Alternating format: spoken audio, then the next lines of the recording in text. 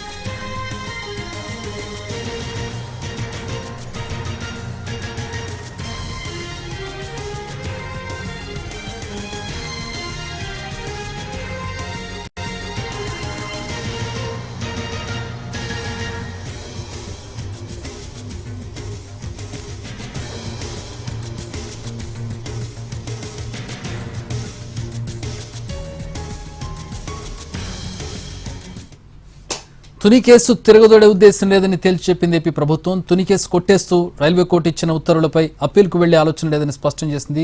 తుని కేసును హైకోర్టులో అప్పీల్ చేయాలనే ఉత్తర్వులను తక్షణమే రద్దు చేయాలని ఆదేశించింది. ఏ స్థాయిలో ఆమోదంతో ఫైల్ నడిచిందనే విషయంలో కూడా ఆరా తీస్తున్నారు అధికారులు. అయితే కేసుపై RPF senior divisional security commissioner చేసిన ప్రతిపాదనల ఆధారంగా ఉత్తర్వులు వెలువడినట్టుగా గుర్తించారు. ఈ కేసుకు సంబంధించి ప్రభుత్వ నిర్ణయానికి సంబంధించి మరిన్ని వివరాలు మా ప్రతినిధి ప్రసన్న అందించడానికి లైవ్ లో జాయిన్ అవుతున్నారు. ప్రసన్న,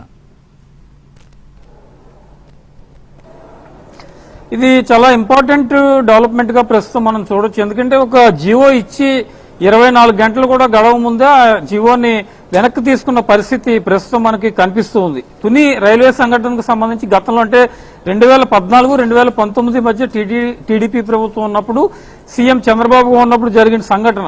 కాపు రిజర్వేషన్లకు సంబంధించి తునిలో కాపు రిజర్వేషన్ పోరాట నాయకుడు అప్పట్లో ముద్రగడ్డ పద్మనాభం ఇతర అనుచరులు వీళ్ళంతా కలిసి ఆందోళన కార్యక్రమాలు నిర్వహించారు. ఆ ఆందోళన కార్యక్రమాల్లో భాగంగా ఉమ్మడి తూర్పుగోదావరి జిల్లాలో రత్నాచల్ ఎక్స్ప్రెస్ వస్తున్నప్పుడు ఆ ట్రైన్ మీద కొంత తగలబెట్టడం, నిప్పంటించిన పరిస్థితి కనపడింది. దాని తర్వాత వాళ్ళ మీద కేసులు ఫైల్ చేయడం కూడా జరిగింది. అయితే గత ప్రభుత్వంలో 2019-2024 మధ్య వైసీపీ ప్రభుత్వం వచ్చినప్పుడు ఈ కేసులను కొన్నింటిని తొలగించారు. తర్వాత ఈ విజయవాడ రైల్వే కోర్టు ఈ కేసులన్నింటినీ కూడా కొట్టివేసింది. మళ్లీ తాజాగా ఇప్పుడు ప్రస్తుత ప్రభుత్వంలోకి వస్తే కనుక నిన్న రాత్రి వచ్చిన జీవో ఏంటంటే అప్పట్లో పెట్టిన ఈ కేసులకు సంబంధించి మళ్లీ ఈ కేసుల్ని రీఓపెన్ చేయాలి, హైకోర్టుకి వెళ్లి దీనికి సంబంధించి విజయవాడ కోర్టు ఇచ్చిన తీర్పుకు సంబంధించి అప్పీల్కి వెళ్లాలని ఒక జీవో రాత్రి రావడం జరిగింది. జీవో సారాంశం ఏంటంటే గతంలో ఒక జీవో వచ్చింది. విజయవాడ రైల్వే కోర్టు కాపు పోరాట నాయకులు అన్నింటి మీద కేసులు కొట్టివేసిన పరిస్థితి. విజయవాడ కోర్టు ఇచ్చిన తీర్పు మీద అప్పీల్కి వెళ్లాలని రాత్రి వచ్చిన జీవో. ఆ జీవోను బేస్ చేసుకుని కొద్దిసేపటి క్రితం ప్రభుత్వం నుంచి ఒక కీలక ప్రకటన వచ్చింది. తుని కేసు తిరగదోడే ఉద్దేశం ఎట్టి పరిస్థితుల్లోనూ ఈ ప్రభుత్వానికి లేదు. ఇలాంటి జీవో ఎందుకు వచ్చింది అంటే RPF railway protection force senior divisional security commissioner చేసిన ప్రతిపాదనని దృష్టిలో పెట్టుకుని ఈ జీవో వచ్చిందని మేము ఒక నిర్ణయానికి వచ్చాము. అసలు జీవో రావడానికి కారణం ఏంటి, సున్నితమైన ఇలాంటి అంశాల విషయంలో ఇలా ఎందుకు జరుగుతోంది, దీని మీద ఒక డీటెయిల్డ్ ఎంక్వైరీ కూడా చేస్తామని ప్రభుత్వం ప్రకటించింది. నిజంగానే ఒక ప్రభుత్వంలో ఒక జీవో ఎవరికీ తెలియకుండా ఆయా కన్సర్న్ డిపార్ట్మెంట్ కానీ లేకపోతే ముఖ్యమంత్రి కానీ ముఖ్యమంత్రి సీఎంఓల అధికారులు కానీ తెలియకుండా ఒక జీవో వస్తుందా, లేకపోతే ఈ కాపు సామాజిక వర్గానికి సంబంధించి సున్నితమైన అంశం కాబట్టి ఈ సున్నితమైన అంశం మీద కేసులను మళ్ళీ రీఓపెన్ చేసే ఉద్దేశం ఉంటే సామాజిక వర్గంలో కొంత ఆందోళన అలజడి పెరిగే అవకాశం ఉందని ప్రభుత్వం భావించిందా, దీనికి గల కారణాలు ఏంటి అనే దాని మీద మనకి పూర్తి స్థాయి స్పష్టత రావాల్సిన అవసరం అయితే ప్రస్తుతం మనకు కనిపిస్తుంది. యాక్చువల్ గా ప్రభుత్వం ఇచ్చిన ప్రకటన సారాంశం ఏంటంటే రాత్రి ఇచ్చిన జీవోను వెనక్కి తీసుకున్నట్టుగా ప్రకటించింది. అంతేకాకుండా ఈ జీవో రావడానికి గల కారణాలు ఏంటి, జీవో ఫైల్ మూవ్మెంట్ ఎలాంటి నిర్ణయాలతో ఫైల్ మూవ్మెంట్ వచ్చింది, ప్రభుత్వ ఆదేశాలతో జీవో మళ్ళీ కొద్దిసేపట్లో పూర్తి స్థాయిలో స్పష్టంగా వస్తుందని ప్రభుత్వం ప్రకటన చేసింది. కాబట్టి మరి ఈ కాపు రిజర్వేషన్లకు సంబంధించి కేసుల విషయంలో ప్రభుత్వం ఎందుకు వెనక్కి వెళ్ళింది, ఎందుకు రీఓపెన్ చేయాలని మొదట అనుకుంది, మళ్ళీ తిరిగి వెనక్కి వెళ్ళడానికి గల కారణాలు ఏంటి, వీటన్నిటి మీద కూడా కొద్దిసేపట్లో పూర్తి స్థాయి స్పష్టత వచ్చే అవకాశం ఉంది. ఏదైనప్పటికీ ఒక సున్నితమైన అంశం కాబట్టి దీని మీద ఆచితూచి ప్రభుత్వం నుంచి కూడా స్పందన వ్యక్తమవుతున్న పరిస్థితి. ఎందుకంటే ఒకవైపు డిప్యూటీ సీఎం పవన్ కళ్యాణ్ కూడా ఉన్నారు, ఆయన గతంలో కాపు సామాజిక వర్గానికి సంబంధించి అనేక ప్రకటనలు, కాపు రిజర్వేషన్ సంబంధించి కూడా అనేక రకాలైన ప్రకటనలు చేసిన పరిస్థితి మనకి కనిపిస్తుంది. ఏదేమైనప్పటికీ ఆ కేసులను రీఓపెన్ చేయాలన్న ఒక నిర్ణయాన్ని ప్రభుత్వం ఉపసంహరించుకుంది.